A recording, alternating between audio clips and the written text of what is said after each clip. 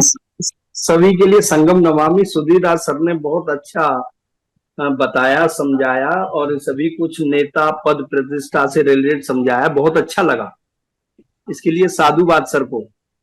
दूसरा मेरा थोड़ा सा सुधीर राज सर से ही था कि अगर पद और इससे रिलेटेड लोग कुछ ऐसे हैं अपने समर संघ में, मान के चलो कोई ऐसा लोग एंट्री कर जाता है कि वो पद प्रतिष्ठा उसका रिकॉर्ड खराब रहा हो, उसने चाहे पद पे रहा हो या सरकारी पद पे रहा हो, उसने बहुत उल्टे सीधे भ्रष्टाचार किए हो और वो पद प्रतिष्ठा से रिलेटेड, और वो समर संघ में कैसे इंक्वायरी की टीम बनाई।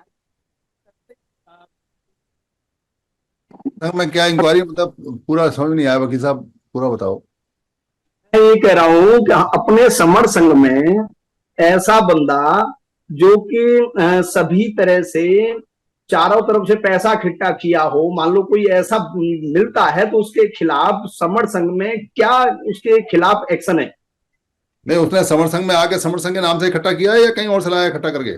नहीं नहीं, सब मान के चलो कि उसका रिकॉर्ड ही खराब हो और नहीं नहीं, समर संघ में आप, एंट्री हो आप देखो उसकी। क्या है कि जैसे आप वकील हो जी।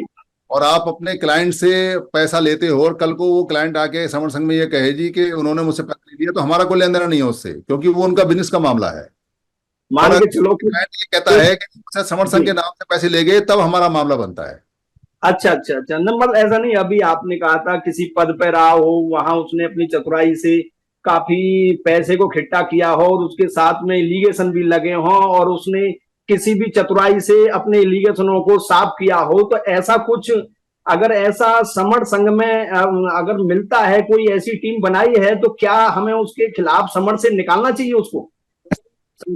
नहीं, एलिगेशन जो लगे ना, मैंने आप क्लियर नहीं कर रहे बात को।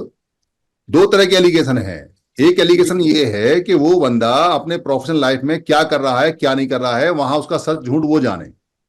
अच्छा अच्छा अच्छा, मतलब समर संघ में अगर मान लो उसमें एलिगेशन इस तरह के हैं कि वो भी अगर मान लो सरकारी पैसे ही उसने चारों तरफ से गमन किया हो और उसको कैसे भी पचा लिया हो और उसके बाद में वो अमन चैन से हो और परिवार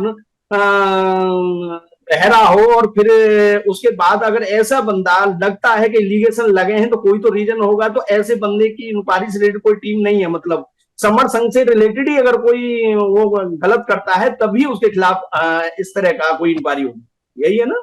नहीं, सरकारी अगर पैसे का कोई गबन करेगा और सरकारी जी। पैसे का गबन करके अगर उसको जेल होगी, तो वो तो पता चल जाएगा कि जेल हुई आई है, तो वो यहाँ समर संघ में करेगा क्या? हाँ, ये भी है, वो भी बात सही है। जेल नहीं हुई है तो वो इसका मतलब तो ये है कि वो नहीं, आप या एक बात तो बताना कि जब उसकी इंक्वायरी हुई और जब सारे काम उसके हुए और वो अपनी इंक्वायरी में छूट गया या नहीं छूटा, अगर वो पकड़ा जाता तो जेल हो जाती। हम्म। और जब वो छूट गया तो एक बात बताओ कि जिन्होंने पकड़ा उन्होंने छोड़ दिया, इसमें समर संघ क्या करेगा? अगर वो समर संघ में घात करता है अगर समर संघ के किसी आदमी, क्योंकि हमारा मतलब ऐसा हमारा ये नियम है कि अगर हाँ। आप समर संघ के समर संघी से कोई लेन देन किया है और उसमें आपने कोई पैसा खाया है जी या समर संघ के नाम से खाया है, तो वो समर संघी जी जी जिससे जी। लेन देन हुआ है, पहली बात तो वो खुद जिम्मेदार होगा, आपने क्लियर बोला हुआ है। हाँ और हाँ समर हाँ। संघ लिखता नहीं, समर संघ का कोई अकाउंट होता नहीं, इसलिए समर संघ के नाम से कोई पैसा दे रहा है तो उसकी जिम्मेदारी हमारे यहाँ तो साफ है, उसकी एफआईआर करा दो आप। अगर जी समर जी। संघ के नाम से कोई पैसा खाता है तो एफआईआर करा दो, समर संघ उसके साथ है। पर आप अगर वकील हो और आपने किसी से पैसा लिया और उसकी पैरवी नहीं की, तो उसमें हम क्या करेंगे? ये तो आप ठीक है, जानो और चलो। जो जिससे आपने पैसा लिया वो जाने, हमारा क्या लेन देन है उससे? हाँ, मतलब आप समर बताओ संघ से रिलेटेड ही क्वेरी है तो उससे बाहर नहीं। अगर मान लो समर संघ से रिलेटेड है, उसने किसी भी पदों से या उल्टा सीधा करके समर संघ में एंट्री किया, तो उसकी कोई इंक्वायरी से लेना देना नहीं है समर संघ का ना? नहीं, आप नई बात को समझ पा रहे हैं। कोई जी। व्यक्ति अपने जीवन में जो काम कर रहा है उसके जहां वो काम करता है उल्टा सीधा करेगा तो वो सिस्टम उसको सजा देगा, वो सिस्टम उसे हम्म। पकड़ेगा। हम्म सिस्टम अगर उसे नहीं पकड़ता इसका मतलब वो ठीक है बंदा। और अगर वो पकड़ता है तो उसका रिकॉर्ड बताएगा कि ये पकड़ा गया है, तो यहाँ चार आदमी बता देंगे आगे कि भाई ये आदमी वहां पकड़ा गया था, इसको वहां सजा होगी, उसको जेल हो गई।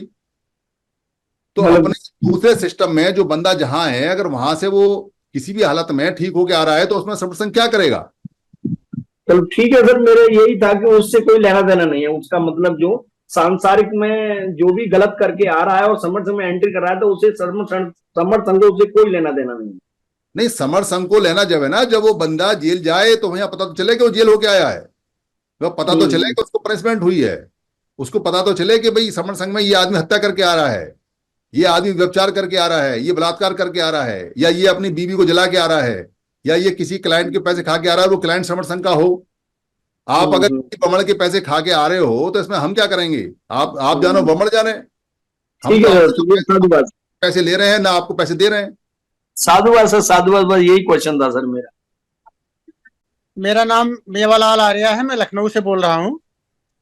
मेरा सवाल है कि समणों का संघ जो हमारा बहुत पुराना संघ है, ये बिखरा क्यों, और इसके पीछे कौन कौन से कारक थे?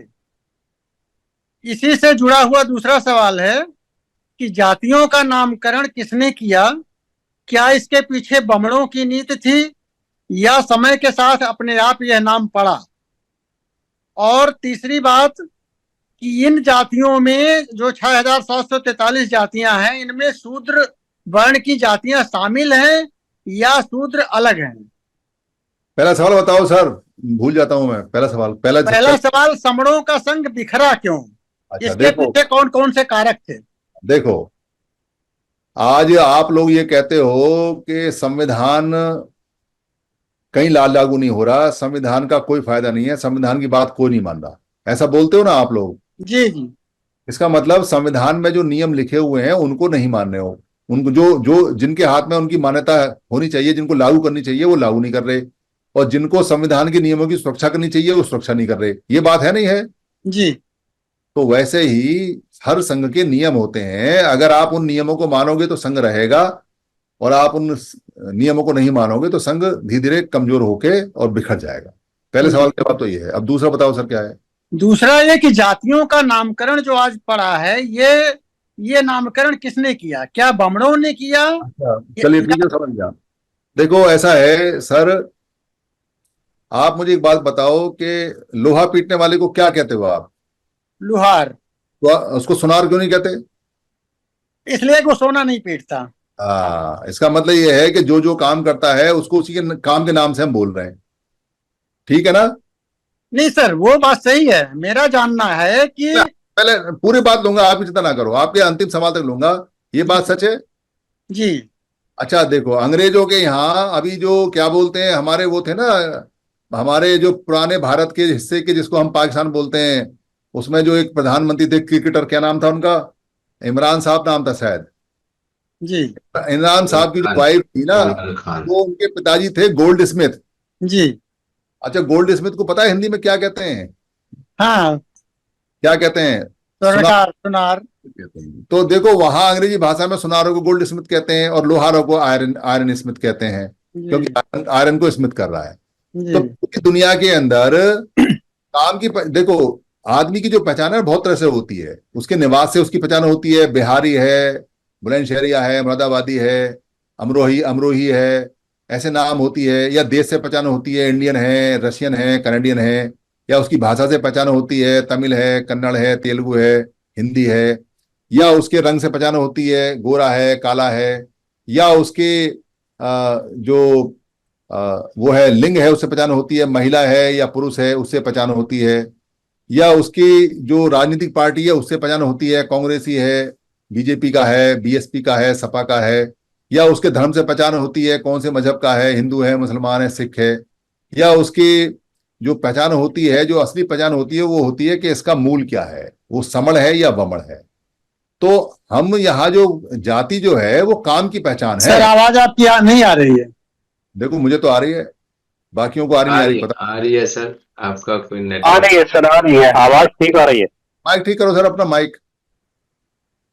अभी आ रही है, आवाज नहीं आ रही है? मेवालाल सर अपना माइक निकाल दो, आप माइक डायरेक्ट सुनो मोबाइल पे। अभी आ रही है आवाज? नहीं आ रही है सर। नहीं आपको तो आ रही है। उनके पास नहीं जा रही, क्योंकि वो उन्होंने माइक आपकी वो बात भी थोड़ी सुन रहे हो। हाँ नहीं आ रही आवाज। अरे वो लीड लगाए हैं ना, कह दो लीड हटा दें, सुनाई पड़ेगा। हाँ तो अभी तो उन्हें नहीं सुन रहे ना कि लीड हटा दे। लीड हटाओ सर, उसमें आवाज नहीं आ रही। आप आगे बढ़िए सर। बोले कौन और समझे कौन। कोई बात नहीं, उनको रिकॉर्डिंग भेज देंगे। तो बेसिकली क्या है कि जो हम जो यहाँ जिसको जात बोलते हैं, जात माने उत्पत्ति होता है, जैसे बोलते हैं ना नवजात, नवजात का मतलब है नया उत्पन्न। हम कभी किसी बच्चे को ये नहीं कहते नव चमार, नव कुम्हार, नव खटीक, नव पासी, नव लोधी, नव फलाना, नव, ऐसे नहीं बोलते हम किसी को। हम कहते हैं नवजात है, यानी बच्चा नया है, उत्पन्न हुआ है। तो या कहते हैं कि इन बीजों की जात क्या है, इनकी किस्म क्या है। तो ऐसा है, जात दो शब्दों में आता है, या तो किस्म में, प्रकार में, और या आता है उत्पत्ति में। तो हम जिस काम को उत्पन्न करते हैं उसको हम पुरानी भाषा में जात बोलते हैं, जाति बोलते हैं, जिसका हम जन्म करते हैं। तो जो काम हम उत्पन्न करते थे उसी के नाम से पहचाने जाते थे। तो जात बेसिकली बदलती रहती है। सबसे प्राचीन समय में हम क्या थे, हम वागरिक थे, हम क्या बोलते हैं लुद्दक थे, हम अहीर थे, अरईवासी बोलते हैं, अहीर थे जो जंगल में जाके काम करते थे। लुद्दक बोलते हैं जो शिकार करता है, वागरिक बोलते हैं जो चिड़िया पकड़ता है। इस तरह के काम थे हमारे। तो ये हमारे नाम हुआ करते थे। फिर हम थोड़े से आगे बढ़े, काम कुछ और आए, तो फिर हम रथकार हो गए, फिर हम कुम्हार हो गए, फिर हम चमकार हो गए, फिर हम क्या बोलते हैं राजकर्मी हो गए। फिर हम थोड़े से और आगे बढ़े तो फिर हम लेखक हो गए, फिर हम सैनिक हो गए, सेनापति हो गए। हमने राजगार का काम शुरू किया तो हम राजा हो गए। ये काम आते गए, नाम बढ़ते गए, नाम बढ़ते गए, तो हमारी जातियां बढ़ती गई। आज के समय हम दो तरह की यूज करते हैं। एक तो हम परा पुरातन और या प्राचीन है उसको यूज करते हैं, जो हमारी मध्यकालीन जो पहचान थी काम की, उसको तो हम सर्टिफिकेट में इस्तेमाल करते हैं। और जो आधुनिक हमारी जात है उसको हम बताने में काम करते हैं। मैं वकील हूं, मैं इंजीनियर हूं, मैं डॉक्टर हूं, ये भी हमारी जात है। पर भारत के अंदर जो कागज में लिखी हुई जात जिससे हम अपना बेनिफिट लेते हैं वो हमको डाउन करती है।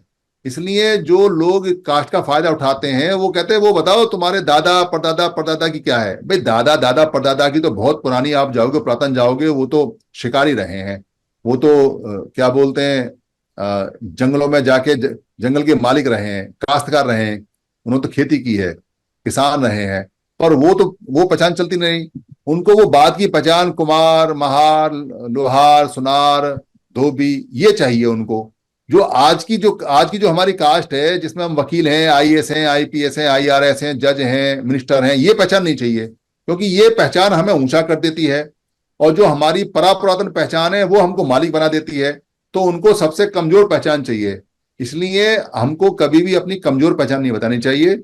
या तो बताओ परापुरातन के हम समण हैं और हम पुराने शिकारी हैं, हम पुराने जो क्या बोलते हैं मारक लोग रहे हैं, और या बताओ बिल्कुल लेटेस्ट जो आधुनिक है हमारी पहचान कि भाई मैं वकील हूं, मैं इंजीनियर हूं, मैं बिजनेसमैन हूं, मैं फलाना हूं, मैं ढिलाना हूं।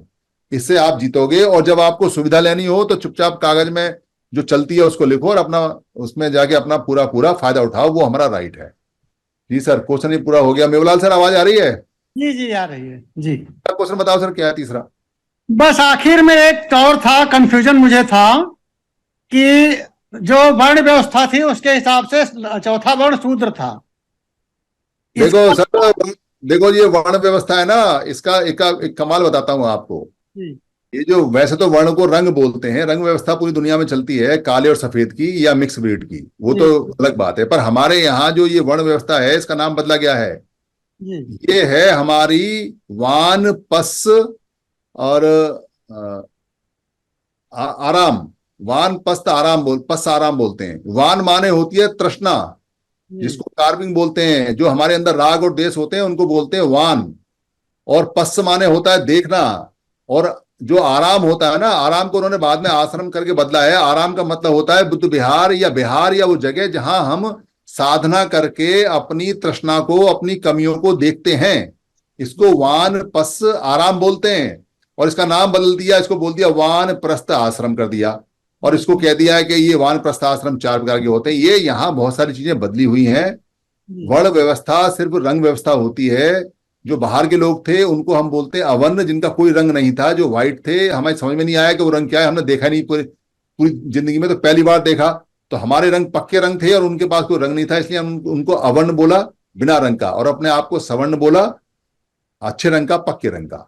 तो वर्ण व्यवस्था रंग व्यवस्था है सर। और जिसको आप क्षत्रिय, और जिसको आप ब्राह्मण, और जिसको आप शूद्र, और जिसको आप वो वैसे बोलते हो, वो व्यवस्था वर्ग व्यवस्था होती है।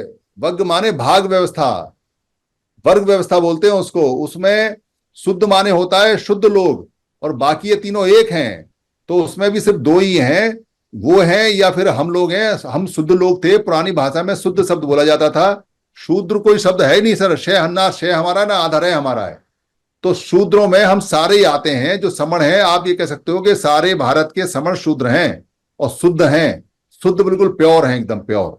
जी जी, thank you sir. Sangam Namami. Sir Sudhir Raj Singh sir, जी। जो अभी आपने बताया कि वो जो हमारा, जैसे मेवालाल आर्य सर ने क्वेश्चन किया था कि हमारा संघ बिखर गया, तो सर क्या हमें रोज नहीं जुड़ना चाहिए फिर? हमें 24 घंटे जुड़ने की बात करनी चाहिए, क्योंकि बिखरा बहुत ज्यादा बिखरा हुआ है। दिन रात नहीं, जुड़े। आंसर तो मेवालाल आर्य सर को मिला है ना, और सभी को मिला है, हमें भी, मुझे भी मिला है, तो हमें रोज जुड़ना चाहिए फिर हमारा समण तो संघ सर मजबूत करने यही के बात करनी लिए। चाहिए, क्योंकि अगर हम जुड़ेंगे तो ही बच पाएंगे। देखो, जी जी, टुगेदर वी विल सर्वाइव, ये एक इंग्लिश का वो है, मुहावरा है। अगर आपको बचना है तो आपको इकट्ठा होना पड़ेगा, इसका कोई शॉर्टकट नहीं है, इसका कोई तोड़ नहीं है। आपके आपके झगड़े कितने भी हो सकते हैं, आपके पद पोस्ट मंचमाला के झगड़े हो सकते हैं, आपके पैसे के झगड़े हो सकते हैं, आपको जलन हो सकती है, आपको कुड़न हो सकती है, आपको खुशी हो सकती है, पर आपको जुड़ना ही पड़ेगा। आपका दुश्मन भी अगर कोई समण है तो भी जुड़ना पड़ेगा सर आपको। जी सर, बहुत बहुत साधुवाद। जी भाई साहब। जी बहन जी। संगम नमामि। सभी भाई बहनों को मेरा जय भीम, नमो बुद्धाय। संगम नमामि। सर, मेरा प्रश्न है कि समर संघ तो है, लेकिन समाज के लिए क्या काम कर रहा है, ये मेरी जिज्ञासा है जानने के लिए। जी सर। सुषमा दिनकर बहन जी, जी जी। यहाँ जो अभी 180 190 लोग बैठे थे, आप उनको समाज मानती है नहीं?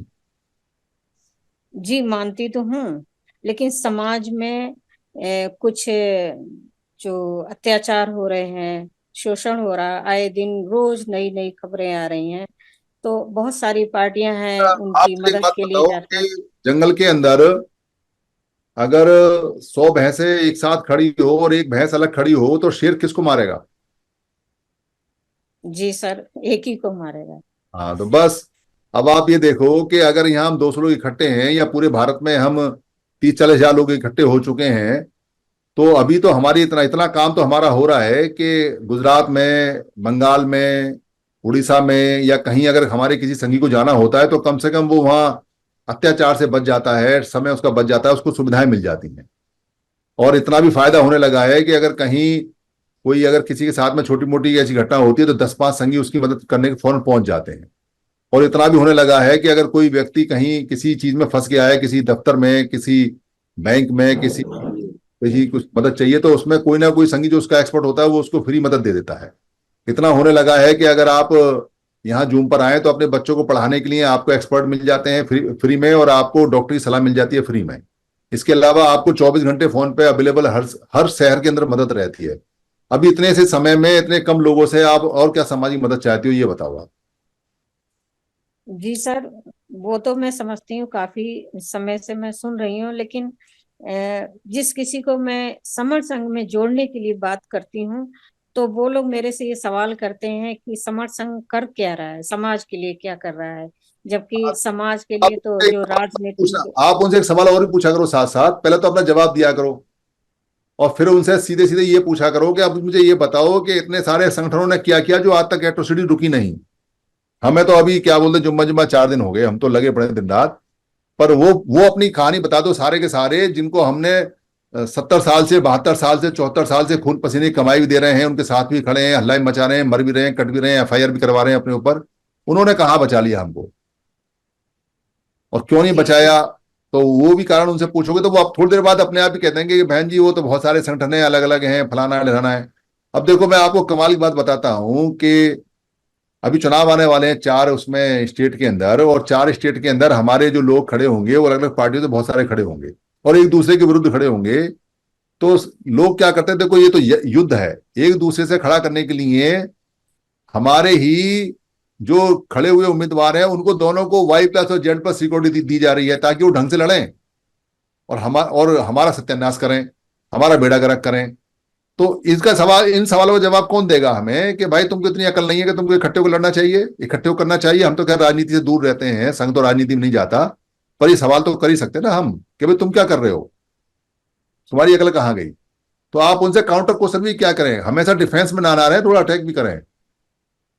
जी जी सर, जी धन्यवाद सर, बहुत बहुत साधुवाद सर।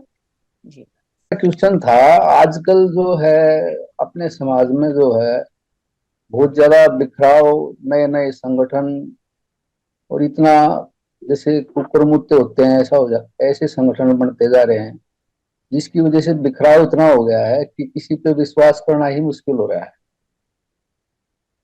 तो सर मेरे को आपकी विचारधारा बहुत बढ़िया लगी, अच्छी बात है।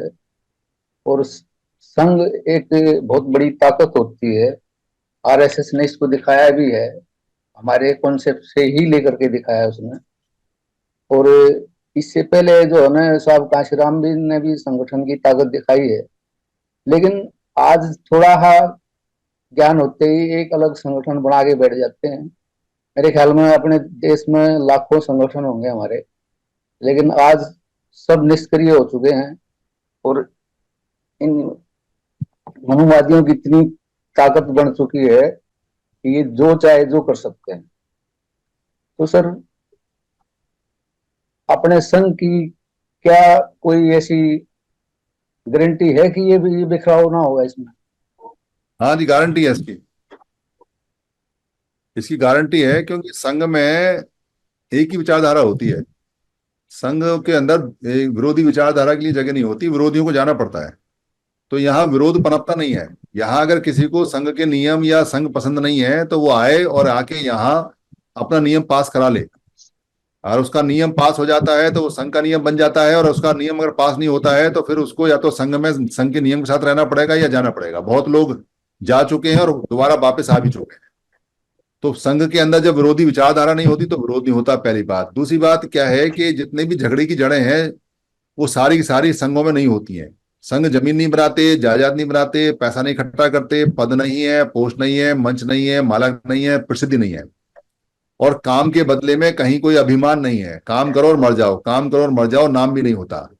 तो इसलिए संघ के अंदर बहुत प्योरीफाइड तरीके से और हर महीने संघ अपनी जो गंदगी है, क्योंकि संघ एक जीवित बॉडी होता है, लाइव होती है, तो इसलिए संघ कोई भी गंदगी आती है तो उसको महीने की पहली तारीख को या बीच में इमरजेंसी करके भी उसको खत्म कर लेते हैं, छांट लेते हैं। जब भी लगता है कि कोई नियम या कोई चीज ऐसी हो गई है कि नियम या तो खराब है या अच्छा बनाना है तो उसको मॉडिफाई कर लेते हैं तुरंत, देर नहीं लगाते उसमें बैठ के ना। तो जैसे समुद्र अपने आप को हर समय साफ करता रहता है और शुद्ध बना रहता है, गहरा रहता है, शांत रहता है, वैसे ही संघ गहरे होते हैं, शांत होते हैं, शुद्ध होते हैं, प्योर होते हैं और अपनी गंदगी को किनारे पे फेंकते रहते हैं। तो जैसे समुद्र स्थायी होता है वैसे ही संघ भी स्थायी होते हैं। संघ और समुद्र एक ही इकाई होते हैं। संगम नमामि सर। धन्यवाद। सूर्यदास सर जी से मेरा प्रश्न है, और मान लीजिए कि ये संगठन जो इतने सारे लोग हैं तो उनको ठीक नहीं लग रहा है, नहीं लगता है, तो ऐसी स्थिति में समन संघ का फार्मूला या समन संघ जिस टाइप से काम कर रहा है, हम तो एक संघ रहेंगे, काम करते रहेंगे, लेकिन इस टाइप से कोई संघ दूसरा स्थापित करने की कोशिश कर सकता है क्या? या यदि वो ऐसे करते हैं तो हमारे संघ के ऊपर उसका क्या परिणाम होगा, या हम उसको रोक सकते हैं क्या? ये मेरा प्रश्न। राजा भाव सर, अगर मान लो इन्हीं नियमों को लेके अगर कोई संघ बनाता है तो हम तुरंत उसके अंदर मिल जाएंगे, घुल जाएंगे। हम बड़ी खुशी से कहेंगे कि भाई हमारा काम आप कर रहे हो, इससे बढ़िया कोई बात नहीं है, आप करो, बताओ हमें क्या करना है। अगर यही नियम रहते हैं, और क्योंकि इसके अंदर जो संघ की सबसे बड़ी जान है वो इस बात में है कि बाय द संघ, फॉर द संघ, ऑफ द संघ। यानी कि कोई व्यक्ति अगर इस फार्मूले पर चलता है तो जब नियम उसमें बनेगा तो नियम संघ के अकॉर्डिंग बनेगा। तो जैसे मान लो हम 20,000 लोग अभी इकट्ठे हो गए हैं और हम कहते हैं हम संघ में जाते हैं, तो हम एक बड़ी मेजोरिटी के साथ वहां जाएंगे। और अगर मान लो नियम वही चलते हैं तो हमें तो फिर हमारा तो घर तो वही हो जाएगा, क्योंकि हम तो नियमों के अधीन है। और वहां अगर कोई नियम आता है और वो नियम ऐसा लगता है जो संघ को खा जाएगा या संघ को नुकसान पहुंचाएगा तो हम उसका अपोज करेंगे। तो हम ही सब, जैसे पानी में मिलकर पानी हो जाता है तो वैसे ही संघ में मिलकर संघ हो जाएगा। पर अगर इसके अतिरिक्त नियमों के साथ में कोई व्यक्ति कुछ बनाता है तो वो कुछ भी बना ले, संघ नहीं बना सकता वो। जैसे वुमन लोग कोशिश करते हैं सपनों को बिखरने के लिए कुछ कुछ नए नए फंडे यूज करते हैं, तो ऐसा कुछ फ्यूचर में होने की संभावना है क्या? हाँ, इसका पूरी संभावना है। नागपुर में इसका एजेंडा पास कर लिया गया है कि अगर कोई हमारे 10 नियमों को तोड़ने के लिए आता है तो उसके लिए नियम बना दिए हैं कि वो 2/3 मेजोरिटी से तो एजेंडा ही लगेगा, और 2/3 मेजोरिटी से ही वो नियम चेंज हो सकता है। और ऐसा भी है कि कभी अगर मान लो 51% लोग विरोध में हो जाएं हमारे नियमों के, या 51% लोग ऐसे हो जाएं जो अपनी चलाने लगें, और जो संघ के हित में और संघियों के हित में और श्रमणों के हित में ना हो और साफ दिखाई दे, तो बाकी 49% लोगों को तुरंत वहां से हट जाना चाहिए। इसका मतलब यह है कि उसमें घुसपैठ हो गई है और बड़ी घुसपैठ हो गई है। कुछ लोग हमारे बिक भी सकते हैं, कुछ कुछ धमकाए भी जा सकते हैं, कुछ को पैसा भी दिया जा सकता है, कुछ को लालच भी दिया जा सकता है। ऐसे पहले भी हुआ बुद्ध के धार्मिक संघ में, उनके भी 10 नियम बदल दिए, पर वो जो वास्तविक लोग थे जिनको ही यानी बोलते हैं वो अलग हो गए, और आज धम उन्हीं की वजह से चलता है, महायानी की वजह से नहीं चलता। महायानी तो अपना बीवी में, अपने खाने पीने में, अपने आडंबरों में निकल गए, पर ही यानी जो है वो आज भी धम को चला रहे हैं, और बाबा साहब ने ही यानी दिया हमको, इसलिए हम बढ़ रहे हैं आगे। Thank you sir, Sadhu sir. Dhammam Namami sir, Sangam Namami. Sir sir से मेरा प्रश्न है, सर का मैंने यूट्यूब चैनल भी देखा था, और चंदा के ऊपर, और उसके बाद सर ने सारे जो संगठन है उनके ऊपर उनकी सच्चाई भी बताई थी कि संगठनों से कुछ हुआ नहीं, और इतने 70 साल से भी हो गया। तो हमारे जो भी अभी समन भाई जुड़े, तो उनके हर एक मोबाइल में ग्रुप्स होते, और उसमें अलग अलग संगठन के भी ग्रुप होते, और उनको हमको वो जोड़ लेते। तो हमारे समन संघ का प्रचार करने के लिए हमको मैसेज डालना पड़ता है कि हम कौन है, और हम बार बार कोशिश करते कि उसमें से कुछ टूट फूट के इधर आ जाए। लेकिन कुछ आपका अगर वीडियो हमें भेजना हो, क्योंकि आपने बहुत ही प्रक्षोभक भाषा का उल्लेख किया कि बामसेपुर ये मैं जानता हूँ और ये सब, तो उसमें अगर वो लोग जुड़े हुए हैं तो वो एक्सेप्ट करेंगे, या फिर कुछ उससे अलग प्रतिक्रिया आ जाएगी? वो डालना चाहिए या सिंगल आदमी को ही भेजना चाहिए? नहीं, आप इसको पूरी तरह से युद्ध स्तर पर प्रचारित करें। हमारा पोर्टल 8 बजे लेकर 10:30 बजे तक ओपन है सबके लिए, पर कोई नहीं आता। हम सबको बुलाते हैं कि आ जाओ, अगर हम गलत है तो बहस कर लो, आ जाओ, चैलेंज है, तर्क कर लो, वितर्क कर लो। देखो अभी आज की बात बताता हूं। अभी मेरे पास, अभी मैंने एक फोन किया, सुबह एक मैंने ऐड देखा कि इंजीनियर डॉक्टर प्रोफेशनल से 5,000 रुपये, और दूसरे वालों से 4,000, फिर किसी 3,000, 2,500 से कम नहीं है स्टूडेंट के लिए। तो लुम्बिनी के अंदर कैडर लगा रहे हैं। वो एक फोन आया, एक मैसेज आया, मैंने उसको फोन किया, उसका भी फोन आया थोड़ी देर पहले। तो मैंने पूछा भी बताओ क्या तुम्हारा है, तो उसने बताया मैं फुल टाइमर हूं और मुरादाबाद में रहता हूं, मेरा नाम नितिन धीधीरज है, और ये ऐसे कैडर लग रहा है, 5,000 रुपये आपने देने हैं, लुम्बिनी में कैडर है।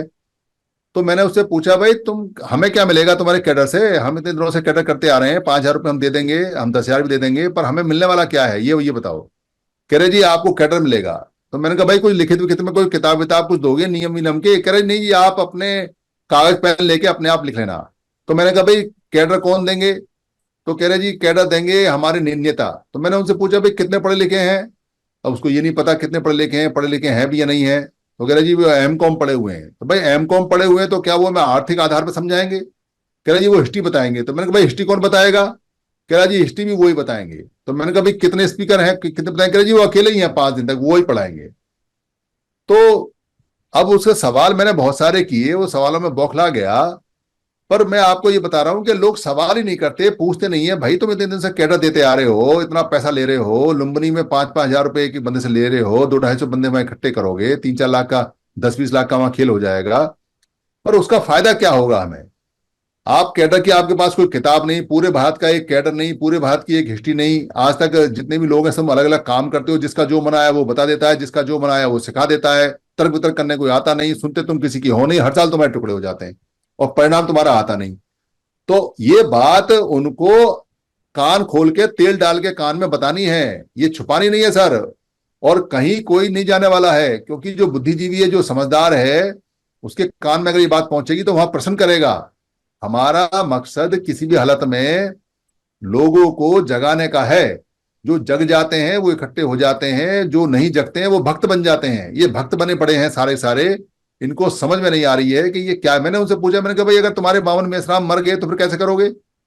तो वो चुप हो गया, क्या बोले क्या क्या नहीं बोले। भाई हम व्यक्ति के पीछे दाव खेलें क्या, या संघ के पीछे दाव खेलें? तो व्यक्ति के पीछे तो बहुत हमने मेहनत कर ली है, अब हमको संघ में जाना चाहिए। तो ये बात वामसेफ के लोग जल्दी समझ जाते हैं, जो सच में वामसेफी लोग हैं, और जो भक्त बन चुके हैं और जो चंदे का धंधा कर रहे हैं वो नहीं समझेंगे सर। इसलिए खुल के वीडियो डालो सर, और अच्छे टाइटल के साथ डालो। मेरा एक यही एक सवाल है कि समण समण शब्द जो पाली भाषा का शब्द है, इसका कोई हिंदी शब्द भी हो सकता है क्या? सिरमण है या सर, फिर सिरमण शब्द है, श्रमण सिरमण बोलते हैं, वो संस्कृत शब्द है, हिंदी में संस्कृत शब्द हैं सारे। और इसका क्या अर्थ हम बताएं, जब एक आम आदमी को बताएंगे? देखो जो सम होता है ना, सम, ये जो एक सार हाँ। होता है, सम के दो अर्थ हैं। एक सम का जी। मतलब है शांत, और एक सम का मतलब है बराबर। तो जिन व्यक्तियों का बराबरता में व्यवहार है, विश्वास है, या जो व्यक्ति शांत हैं, उनको दोनों को समण बोलते हैं। जो सम वाले हैं यानी शांत वाले हैं, समण, उनको तो बोलते हैं भिक्खु। और जो समानता में विश्वास करते हैं, समानता के नियम है, इक्विटी के नियम है, उनको बोलते हैं समण लोग, साधारण लोग, जनरल पीपल। यदि हम श्रवण कहेंगे तो इससे गलत तो मतलब नहीं निकलेगा? मतलब कोई गलत नहीं निकलेगा, बस आपको बताना पड़ेगा कि ये संस्कृत शब्द है, ओरिजिनल शब्द इसमें समण है। ठीक है, साधु, बहुत बहुत धन्यवाद सर। सर टॉपिक से थोड़ा इधर है, क्योंकि सर सुधीर राज सिंह का पाली भाषा पे बहुत कमांड है, तो सर मैं थोड़ा पूछना चाहता था, सीखे कैसे पाली भाषा और धम्म लिपि, कोई किताब सुझा सकते हैं? और शायद संडे को जो बच्चों की क्लास होती है उसमें भी अगर पढ़ा सके आप, तो ऐसे ही सजेशन था कोई दूसरी। आप क्या कहते हैं, मैं पाली पढ़ाऊं? आप पाली कैसे सीख सकते हैं सर, कोई किताब वगैरह, या कैसे पाली की किताबें बहुत, मैं सर वो जो ग्रामर वाली पाली है वो नहीं पढ़ाता, और वो मैं उतना एक्सपर्ट नहीं हूं। मैं अप्लाइड पाली पढ़ाता हूं, और अप्लाइड पाली में क्या बोलते हैं, अपने वक्तव्य में, किताबों में और आर्टिकल में देता रहता हूं। और अभी मैं और भी अप्लाइड पाली की वीडियो बनाने जा रहा हूं, क्योंकि जो साहित्यिक पाली है, लिटरेचर वाली पाली है, उसका कोई यूज नहीं है सिवाय इसके कि कहीं दो चार आदमी टीचर बन जाएं, और या कहीं वो बुद्ध के जो वचन है उनको पाली में गा के सुना दें, बाकी उसका यूज नहीं है। पहले यूपीएससी में होती थी तो वहां यूज था, लोग कुछ आईएएस बन जाते थे, वहां से खत्म कर दी। तो अप्लाइड के लिए तो मैं प्रयास करता रहता हूं। बाकी अगर लिटरेचर वाली है तो वो अपने डॉक्टर गढ़पाल जी हैं, वो बढ़िया है, उनको इन्वाइट कर लेते हैं, यहाँ वो पढ़ा देंगे। ठीक है सर, ठीक, बस इतना।